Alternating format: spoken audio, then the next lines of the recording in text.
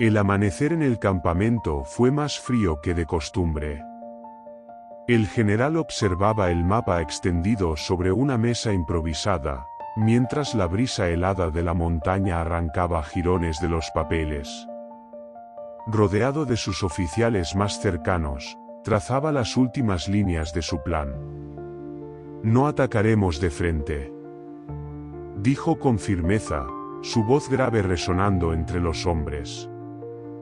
«Dividiremos nuestras fuerzas. Los haremos dudar. Los haremos temblar». La estrategia era audaz, casi suicida. Avanzarían por múltiples pasos, dispersando su ejército en una cordillera donde el aire mismo podía matar. El paso de Come Caballos al norte, Guana más abajo, Portillo y Planchón en el extremo sur. Cada columna tendría su propio comandante, su propio martirio. Y en el centro, el general lideraría la carga principal, cruzando por los pasos más letales. Era un frente de más de 2000 kilómetros, extendido sobre paredes de roca y hielo, donde la muerte acechaba detrás de cada ráfaga de viento. Antes de partir, reunió a sus hombres. Algunos temblaban de miedo, otros de frío. La mayoría callaba. Sabían que lo que iban a hacer nunca se había intentado. Cruzar un monstruo de piedra para liberar a un pueblo que apenas sabían si los esperaría. «Hoy, cabalgamos hacia lo imposible», anunció el general, su voz firme sobre el murmullo del viento. «No busco gloria para mí. Busco libertad para todos». El sol apenas iluminaba el horizonte cuando las columnas comenzaron a marchar, envueltas en la niebla. Cada paso era una oración y un desafío. No había caminos, solo precipicios. No había promesas de volver. En lo alto, los cóndores vigilaban. En lo profundo, la historia contenía el aliento. La travesía había comenzado. Los primeros días fueron brutales. Las columnas se extendían como hilos débiles sobre el lomo de la cordillera. Caballos, mulas y soldados se arrastraban entre caminos invisibles, abriéndose paso entre piedras afiladas y ventiscas que cegaban los ojos y cortaban la piel. Cada paso era una batalla contra el propio cuerpo. El aire, delgado como una hoja, hacía que respirar fuera un acto doloroso. El hielo cubría las armas, los uniformes, incluso los sueños. La escarcha nacía en las pestañas y los labios se agrietaban hasta sangrar. En la columna principal, el general marchaba al frente, su figura envuelta en un poncho áspero, apenas visible entre la nieve y el polvo. Su caballo, tan cansado como él, avanzaba a tropezones, pero no se detenía. Ninguno se detenía. Sabían que el que se quedaba atrás, moría. Cada día enterraban compañeros en la nieve. Cada noche, las fogatas eran menos, pero el espíritu ardía más alto. Los capitanes recorrían los grupos animando a los hombres. «Es por nuestra tierra», gritaban en medio del vendaval.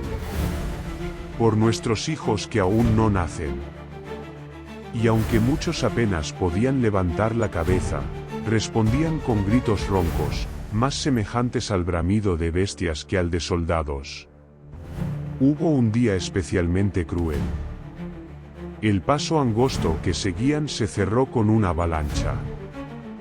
La nieve sepultó carretas, armamento y bestias.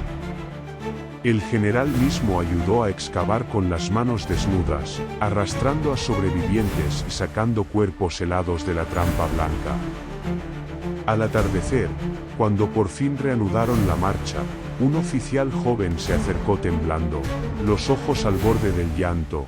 «Mi general, hemos perdido demasiados hombres. Quizá debamos regresar». La respuesta fue un puñetazo de palabras que caló más hondo que el frío, ¿Regresar? ¿A qué? ¿A la vergüenza? ¿A vivir como esclavos? Prefiero morir aquí, de pie, que vivir arrodillado ante un rey que nunca pisó esta tierra. La voz retumbó entre las montañas, desafiando a los dioses de hielo. Los hombres, extenuados, se enderezaron. Y siguieron.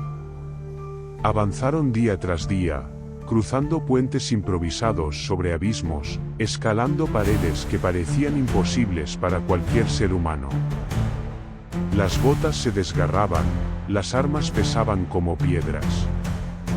Algunos deliraban por la falta de oxígeno. Otros murmuraban oraciones en lenguas olvidadas. En medio del tormento, hubo momentos de silenciosa grandeza. Como cuando llegaron a un valle oculto donde descansaban los últimos rayos de sol. Allí, entre risas rotas, compartieron el poco pan duro que quedaba, como si fuera un banquete. O cuando divisaron, en lo alto de un risco, a un grupo de mapuches observándolos. El general se adelantó, desmontó, y en un gesto solemne, ofreció su espada en señal de respeto. Los jefes indígenas, tras deliberar en su lengua, asintieron. Se les permitió cruzar. Un pacto de honor, sellado en la nada. La travesía continuó. Noche tras noche, las estrellas parecían más frías. Día tras día, el dolor ya no importaba. Se habían convertido en algo más que soldados. Eran condenados del viento. Hijos de la montaña. Guerreros de un sueño imposible.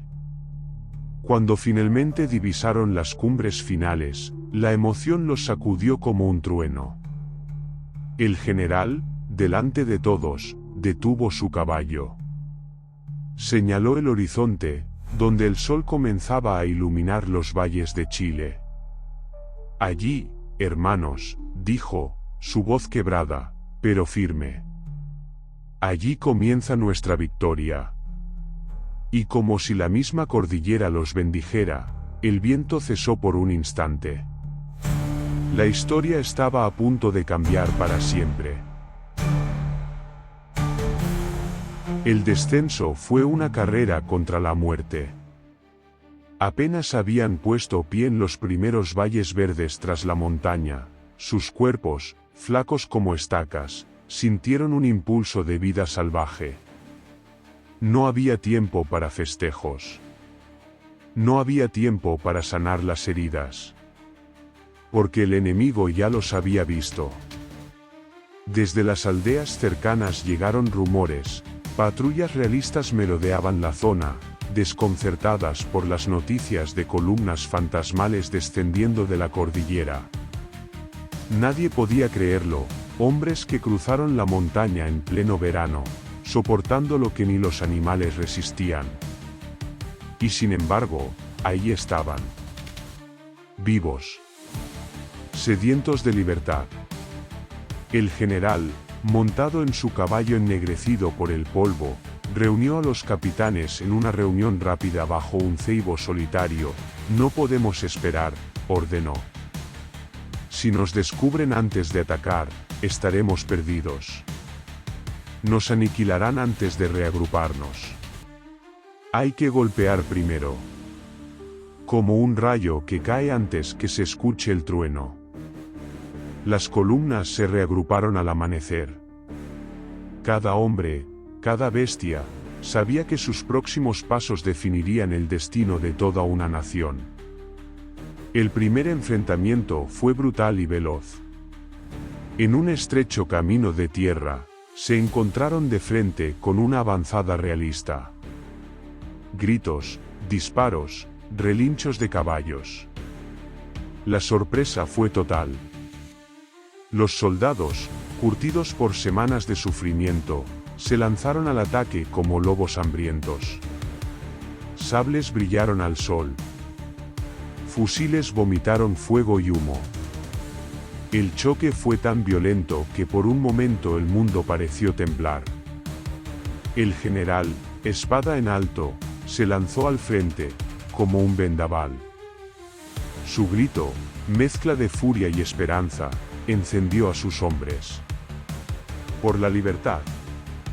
Fue un combate corto, pero feroz. La disciplina aprendida en las montañas, el temple forjado en la escarcha, dieron su fruto.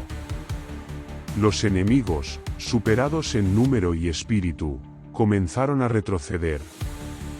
Algunos, tirando sus armas. Otros, buscando refugio donde no lo había. En menos de una hora, la avanzada enemiga fue destruida. Al terminar, los hombres miraron a su alrededor, respirando hondo, incrédulos. Habían vencido. Pero sabían que era apenas el principio.